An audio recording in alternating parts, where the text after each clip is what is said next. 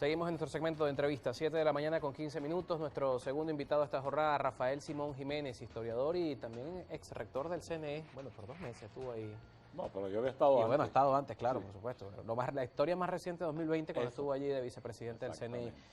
Quisimos hablar con Rafael Simón Jiménez por supuesto, lo que está pasando con este tema del cronograma y todas las reacciones que de allí se han generado. Menos de 145 días, algo cercano a ese es el número de días desde el anuncio hasta que finalmente veamos el proceso el 28 de julio y las reacciones no se han hecho esperar.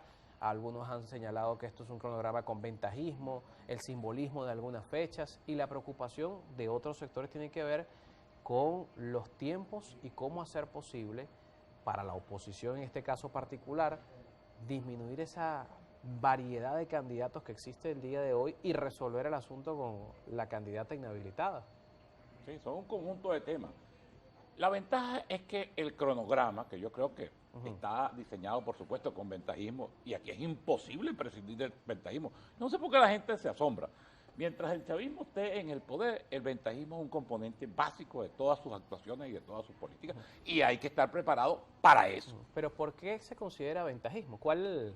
No, yo no creo en esas cosas esotéricas, que si la fecha de ayer y que si la fecha del 28. Son cosas absolutamente esotéricas que yo no las tomo en cuenta. Yo lo que sí creo es que hay unos lapsos muy cortos. Y además, importante, Carlos, más que los lapsos, es la eficiencia que ponga el propio organismo electoral en que se cumplan cabalmente el cronograma. Por ejemplo, un tema neural, el tema de la inscripción de los nuevos votantes y el tema de los votantes en el exterior. 28 días. Bueno, 28 para cerca días. de 3 millones de Claro, pero tú nuevos dices votantes. 28 días. El tema no son los 28 días. El tema es el aparataje, es decir, la logística que el Consejo Nacional Electoral esté en capacidad de desarrollar para poner los centros de inscripción en los puntos más cercanos a los ciudadanos y sobre todo a los nuevos electores. Entonces habrá que ver, son esas cosas que hay que ir evaluando si el Consejo Nacional Electoral va de verdad a poner todo su músculo, porque fíjate tú, aquí se está hablando desde hace mucho tiempo del tema de los nuevos inscritos, hay 3 millones de nuevos electores, pero en Más cambio, las migraciones el internas, el Consejo, voto sí, en el pero el extranjero. Consejo, por ejemplo, pone un centro de inscripción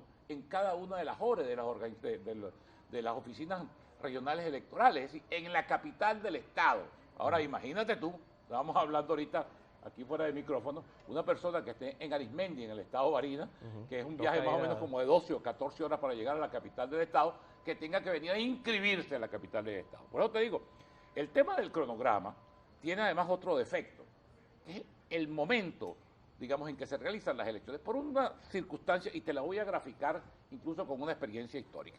A la luz de la Constitución de 1961, siempre las elecciones en Venezuela fueron en diciembre. Y eso no era una fecha simbólica, La primera ni una quincena fecha de esotérica. diciembre. Era una cosa que tenía que ver con la transición. Fíjate tú, cuando comenzó la democracia, en 1959, 58, cuando hicieron las primeras elecciones, las primeras elecciones fueron el 2 de diciembre, cuando ganó Rómulo Betancourt. Y la toma de posesión era en marzo.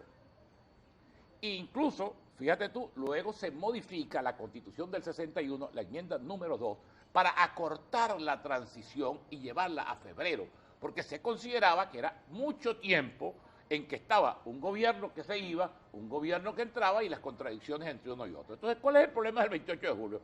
Imagínate tú, como yo creo que va a suceder, que este gobierno sea sustituido por la vía electoral. Entonces va a haber, durante 7 meses prácticamente, un presidente electo de un sector distinto al del gobierno y, por supuesto, un titular en Miraflores, en medio de un tremendo conflicto político como el que tenemos en Venezuela. Eso no es cualquier cosa. Fíjate tú lo que acaba de pasar, por ejemplo, en Guatemala, con la elección de Bernardo Arévalo, que es más o menos un caso similar. Claro, a pesar del control de las instituciones y a pesar de la reacción que realizó, voy a copiar una frase de Milei, la casta política guatemalteca tratando de impedirlo. Claro, todas las trabas que se dieron. Fue toda una traba y toda. Ahora tú te imaginas aquí, porque esa es la hipótesis, por supuesto. El gobierno, como está convencido, como ellos dicen que no van a perder ni por las buenas ni por las malas, cosa que yo no sé de dónde la sacan, porque a la luz de las encuestas, yo los parafraseo, yo digo, no pueden ganar ni por las buenas ni por las malas, entendiendo por las buenas y las malas siempre mantenerse en el campo de la lucha cívica y democrática y electoral, porque un gobierno que tenga un 20% de apoyo, en el mejor de los casos, solamente puede ganar, y aquí vamos a la segunda hipótesis, si la oposición se la pone como se la puso en el 2018, vamos a utilizar el argot beisbolístico, se la pone Fleisito. Pero antes de pasar a esa segunda hipótesis del cronograma y de la fecha, también hay algo bien importante que destacar, e incluso lo decía Perkins Rocha, que no lo vamos, nadie lo puede vincular de ser de la Alianza Democrática, porque yo digo acá que Acción Democrática, José Gregorio Correa ha estado acá y dice, las elecciones sean mañana. Perkins Rocha este fin de semana también lo dijo, que quisiera que las elecciones fueran ya. Entonces ahora las elecciones son ya, claro, y la oposición no parece que... Lo mismo que pasó en el 2018. En el 2018 era elecciones ya. Ajá. Y entonces cuando fijaron la fecha electoral, por cierto, es una cosa vergonzosa, fíjate tú, y esto yo lo quiero reivindicar en función de la enmienda y de la corrección, pues yo siempre insisto que Dios nos hizo a los seres humanos imperfectos y por lo tanto proclive al error. Pero así como nos hizo proclive al error, nos hizo proclive a la enmienda, a la rectificación. ¿Qué pasó en el 2018? Que ese sector de la mesa democrática que venía de ganar abrumadoramente las elecciones del 2015, no fue capaz de ponerse de acuerdo entre ellos. Y esgrimieron uno y otro argumento. Y ahora el señor Henry Ramos, a quien yo considero amigo mío, dice con todo desparpajo que ellos fueron a la abstención porque los demás factores aliados de ellos no quisieron apoyar su candidatura, que era la que... Ahora, imagínate tú... Prefiero a Maduro que a Henry Ramos. Ahora, imagínate tú, para la gente, para toda la desgracia, para toda la tragedia que hemos vivido los venezolanos en estos 6 años, que esa sea la explicación.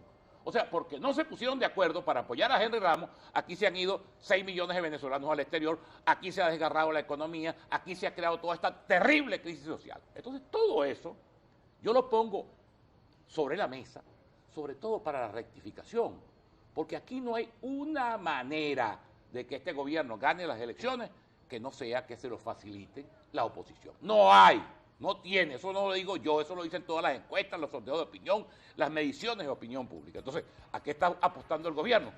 Y creo que con cierta confianza, tomando en cuenta lo que han sido los reiterados errores de sus adversarios, está jugando precisamente a que se repita el error.